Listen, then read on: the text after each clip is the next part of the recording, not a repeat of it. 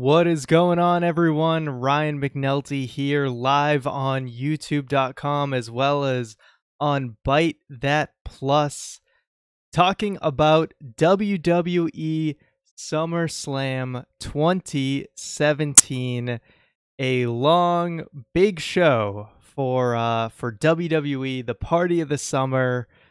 So, giving my thoughts, the full results for SummerSlam. So this was, like I said, a long show, 2-hour pre-show and a 4-hour regular show. So I'm going to be honest with you guys, because of some things that came up, I actually did miss the pre-show. So that will not be factored into the review. However, I will go over the matches and just some notes from what I heard of it. Giving my overall thoughts of the show, it certainly had its ups and downs.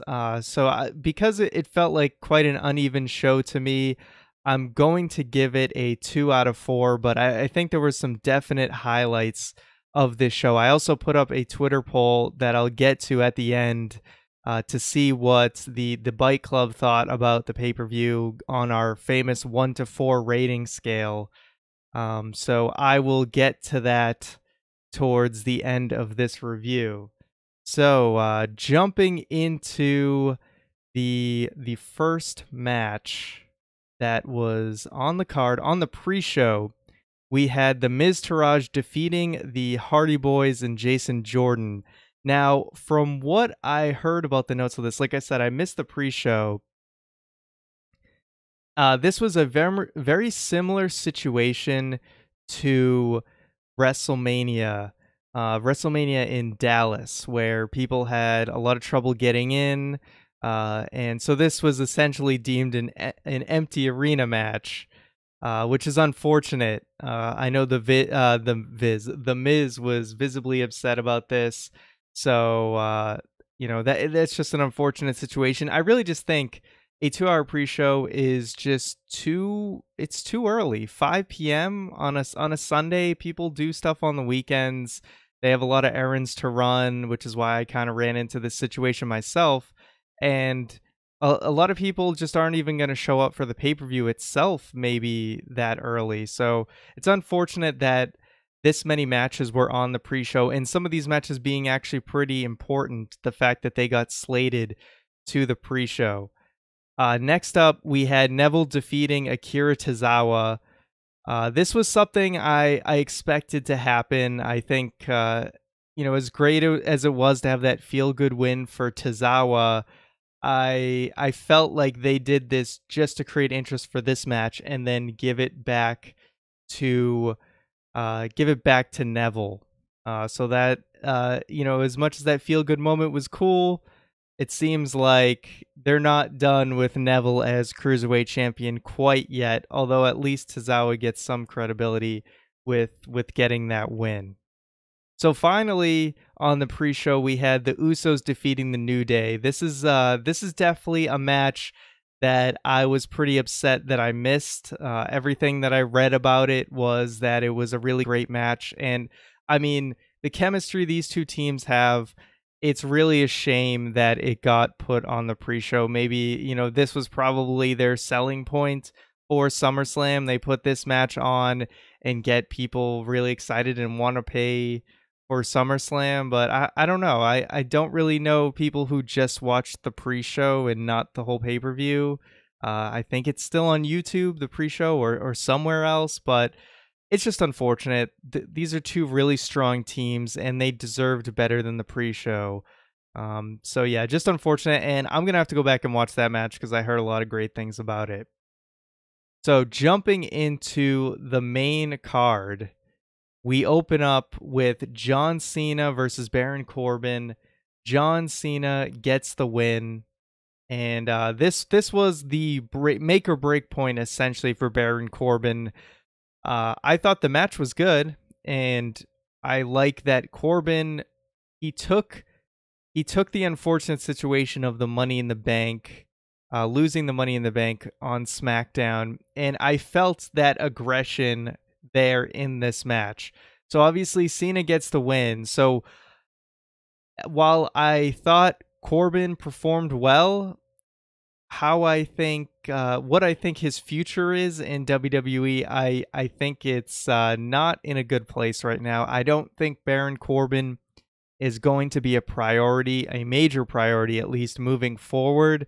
I have a feeling he's going to be stuck in the mid card for quite a while, and it's unfortunate, but I just don't think he's quite there yet. I wouldn't have taken the Money in the Bank off of him so soon. So I don't really know what the deal is with Baron Corbin, but it seems like he is not a major plan going forward. That's unfortunate. John Cena breaks a long time curse of he's lost a lot of SummerSlam matches in a row. So this is his first SummerSlam win since I think he beat the Nexus. So correct me if I'm wrong on that. All right, so moving on to the next match. We had Natalya surprisingly defeating Naomi for the SmackDown Women's Championship. This match I actually thought was pretty damn good. I kind of had my expectations pretty low for this. It doesn't have, this is the first pay-per-view women's match in quite a while that I can remember that didn't involve any of the, recent NXT women that have kind of been taking over the scene. This match could have happened in 2012, but I was actually really impressed with this. Like I said, my expectations were low, but I actually thought this was a pretty darn solid match. I think Naomi had a lot of innovative offense, really showed off her athleticism. She still does those dumb kicks. Like all the kicks leading up to her rapid fire kicks are great. Just those rapid fire kicks still suck. But I was happy for Natalya to win this. I really didn't expect this at all. And, someone who was a capable women's wrestler in a time when women's wrestling was not that great. It's nice to see, she stuck around, and it's nice that she's getting some spotlight while, a lot of the newer women have been getting a spotlight for a very long time. So I can certainly appreciate that. Next up, we had Big Cass versus Big Show. There's not a ton to say about this match. Probably the low point of the show. I can appreciate the stuff that was going on with Enzo. It was funny to kind of hear him trash talking in the shark cage above. I really don't have much else to say. Big Cass gets the win as expected. I liked the creativity with Enzo sneaking out of the shark cage. I don't really know what his plan was. He's probably better off staying in the cage because he just got kicked when he landed in the ring. But hey, I mean, it was a cool little moment to see him escape the shark cage, and then he just gets booted. Yeah, not much else to say. Wasn't really that exciting. Big Cass should probably finally move on from Enzo at this point, and we all just move on. This will be a pretty forgettable match. It's not something people are going to be talking about. Something people will certainly be complaining about for sure. And I expected Randy Orton to get a win here, but Randy Orton squashes Rusev. This is exactly what happened to me with this match. I apparently made a mistake. So when this match started, I was like, okay, I got a little bit of, I'll only miss a little bit if I go up, grab a drink, come back, enjoy the rest of this match. I'd be happy to see Rusev win. Well, the second I come back with my drink, Randy Orton has already won. His music's playing. I'm like, what the hell just happened? Well, apparently an RKO out of nowhere happened, and Rusev gets squashed. So I really don't see Rusev or Corbin in a good spot right now, which is really unfortunate, especially for Rusev. I really love Rusev. I think the guy has so much potential. I think this is not at all what we envisioned with Rusev going to SmackDown Live. In fact, I'm almost wishing he stayed on Raw at this point, because what the hell is going on with Rusev? It just makes me sad. The Raw Women's Championship, we had Sasha Banks defeating Alexa Bliss. I didn't even mention a lot of title changes on this pay-per-view. Oh, every single title changed up until a certain point in the night. So Sasha Banks defeats Alexa Bliss. in a match that I thought was good, but not, and clearly the ending was better than their Great Balls of Fire match, but I thought overall their Great Balls of Fire match was much better than this match. Yeah, it just didn't quite click for me. It was decent. I wouldn't call it bad or anything like that. I had much higher hopes for it, so I was definitely let down there. Happy to see Sasha win. But it was getting at the point in the night where it's like, wow, these title changes are getting a little out of control, but it's kind of cool. It doesn't happen often that you see this many title changes, but yeah, still happy to see Sasha get the win. Going on to Finn Balor versus Bray Wyatt, as expected.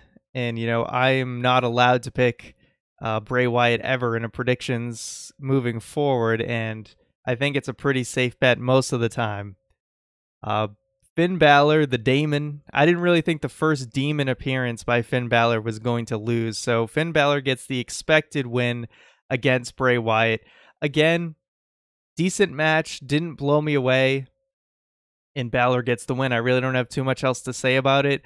Bray Wyatt feuds generally don't leave me too excited or satisfied with the conclusion, and that's kind of where I'm at with this. It was cool to see the Demon back. Moving on to Dean Ambrose and Seth Rollins defeating Sheamus and Cesaro for the Raw Tag Team Championships. I mean, this was a hell of a match, and the title changes continue. I did expect Seth Rollins and Dean Ambrose to get the win here. This match I thought was really good. It was given a lot of time, so you could really build up an exciting ending with this match. Of course, Beach Ball Mania also randomly broke out during this match. Of all matches, I was really surprised. I'd expect Big Show versus Big Cass for all the beach balls to come out. But I love that Cesaro jumped into the crowd, found a beach ball, immediately tore it up.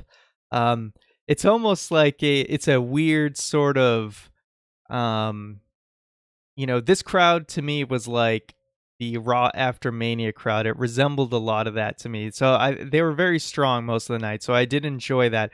SummerSlam is sort of the mini WrestleMania at this point. So you kind of expect a really hardcore fan base in the crowd. So yeah, what I was trying to say is it's kind of funny how different Sheamus and Cesaro are from when they were at WrestleMania, really embracing the crowd and loving everything about the Sheamus and Cesaro chants. And now it's like all of a sudden things have come, it's been a 180 where Cesaro is now tearing apart the beach ball, almost symbolically like going against everything that WrestleMania crowd was at this kind of second version of that here at SummerSlam. Anyway, really, really exciting ending. Some really cool offense from Seth Rollins when he like Hurricane Rana'd into Ambrose and I forget who, but it was a really cool ending and cool to see. Hey, part of the Shield is tag champs again, so that's pretty sweet.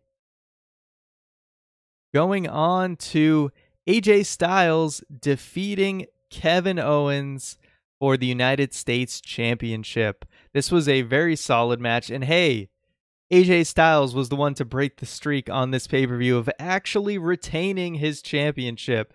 So yeah, this was certainly, in my opinion, the best encounter on pay-per-view between AJ Styles and Kevin Owens. I really enjoyed this match. And definitely one of the best matches on this show, and I appreciated what we expected with this kind of animosity between Shane McMahon and Kevin Owens. So I think that's the direction that they're going. Is I fully expect Kevin Owens versus Shane McMahon. I don't know if it'll be Survivor Series or is it Hell in a Cell that would be the next SmackDown pay-per-view. Either way, it's going to that. I think the AJ Kevin Owens feud is finally over, and this is a perfect transition into Owens versus AJ. I mean, you know what I mean. Owens versus Shane McMahon. I don't really know the direction for AJ, but this will transition into Owens versus Shane. So now Jinder Mahal versus Nakamura. Now, a lot of people are going to probably crap all over this match, but I didn't think it was that bad. I thought it was a fine match. And I feel like that's kind of the trend with a lot of these matches on SummerSlam. The only truly bad match, and like I said, I didn't see the pre-show. The only truly bad match to me was Big Show versus Big Cass. The rest was filled with a lot of decent matches, with a few exceptions. This, I thought, fell into that same category of decent matches. The real problem for me comes with the finish of this match, which was the same damn thing as every other time. Singh brothers come in, something happens, distraction, blah, blah, blah, Koloss, Jinder gets the win. We've gone to this well pretty much every single time, with the exception of, Battleground, where it was, the Singh brothers come in to help, and the Great Khali too, then that's the finish. So that's been like the only deviation from this finish. I want to like Jinder's title reign. I want to like his character. They make it a boring foreign heel and don't add any nuance to it. I want to like his matches, but they have the same damn finish every single time. I'm giving so much leeway, and they continue to disappoint me. The lack of creativity. I think there's a lot of potential with Jinder Mahal, and I think he gets a lot of undeserved flack, but it's getting really hard to defend him when there's such a lack of creativity with what they can do with him, and that's the disappointment here. It would have been cool to see just a straight up solid win. I know they want to protect Nakamura, but if you also want to make a statement with Jinder Mahal, you have him beat Nakamura clean. Be the first one to do that to Nakamura since he's been on the main roster. Finally, we get to the match we were all waiting for, and really the match that was certainly worth waiting for. And that was Brock Lesnar versus Roman Reigns versus Samoa Joe versus Braun Strowman. I, of course, called it.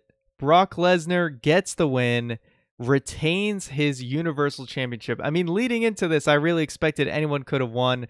But the way I saw it just before SummerSlam, I did feel like Brock Lesnar was going to retain. I certainly believed even if he did leave WWE, he'd find his way back before WrestleMania time.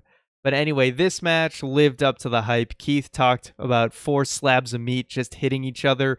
That is exactly what we got. This match completely delivered. I really enjoyed it. Braun Strowman absolutely wrecked. Braun Strowman, the MVP of this match by far. Power slamming the hell out of everyone. I'm forgetting the actual name of it. But yeah, he slammed Brock Lesnar through 2 tables and threw one over him. He was just slamming the hell out of everybody. People were throwing steps. It was just the total carnage car wreck that we wanted it to be. I mean, some awesome moments with Samoa Joe having the coquina clutch, gets out of the way. Roman spears Brock through the barricade. I mean, Brock Lesnar took a lot of punishment. They, of course, did the whole put Brock Lesnar on a stretcher, goes away for part of the match, but then comes in at the end. Total carnage, total destruction, and was just absolutely amazing. I'm glad that the main event has delivered. That has been certainly a huge trend of these pay-per-views recently, is the rest of the card hit or miss, but the main events have been delivering. And you know what? If nothing else, that is one highlight to have, is that these main events have delivered. So I was super satisfied with that, and I really enjoyed that. Like I said, I gave this show at the end of the day a 2 out of 4, just because there was just a lot of middle-of-the-road decent matches with a few highlights, with AJ and Kevin Owens, Sheamus and Cesaro versus Ambrose and Rollins. From what I've heard, the tag team title match on the pre-show was really good. So certainly those were some highlights of SummerSlam. So make sure to let in the comments or send us a tweet, let us know what you thought of WWE SummerSlam 2017. I see a lot of people in the chat were upset with Rusev. We saw, I see a hashtag RIP Rusev, and people were definitely upset about the Jinder Mahal match in the chat. But yeah, make sure to let us know what you guys thought of WWE SummerSlam, and also make sure to catch our full thoughts on not only SummerSlam but Raw and SmackDown this Wednesday on the podcast. You can check that out on our YouTube channel as well as on iTunes and Stitcher. We go live every single Wednesday on YouTube at 7:15 p.m. So make sure to catch us there. Before I conclude, though, I will check in on our Twitter poll to see what everyone is grading it. Well, with a lot of votes coming in right now, we have 50% giving it a 3 out of 4 as a good show. Everything else is actually tied at around 16 to 18% for the rest of the votes. So most actually agree that it was a good show. I think the main event had a lot to do with swaying that to a very positive score. So like I said, you can catch our thoughts, mine and Juan's, on SummerSlam, Raw, and SmackDown this Wednesday live on YouTube at 7:15 p.m. We're also available on iTunes and Stitcher. And this review, along with other pay-per-view reviews, will be available on BT Plus for audio listeners. If you want to go the extra mile in supporting us, you can do so by going to patreon.com/Byte that. There's a lot of cool perks for going the extra mile. We have a Discord chat where you can chat with us throughout the week about any topic, including wrestling. We have early access to some cool videos. We have exclusive private shows that we do for some of our supporters. So definitely head on over to patreon.com/Byte that to check that out. I want to thank everyone who tuned in live for this review, and I appreciate it. And I will see you guys for the podcast this Wednesday. So see you guys then.